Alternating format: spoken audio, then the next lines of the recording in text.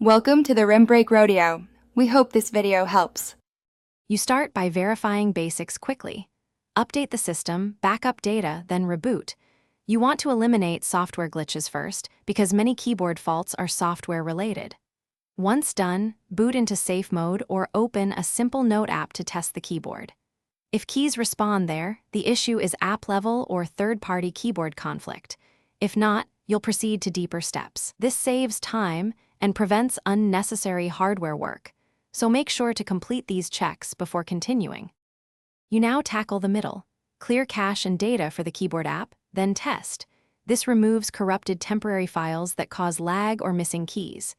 If that fails, uninstall updates or install a different keyboard to isolate the problem.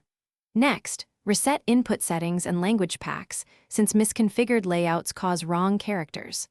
Also review recent app installs or system updates and either update those apps or roll them back, because conflicts often arise after a change and cause intermittent keyboard failure. You finish by confirming whether the keyboard issue is hardware.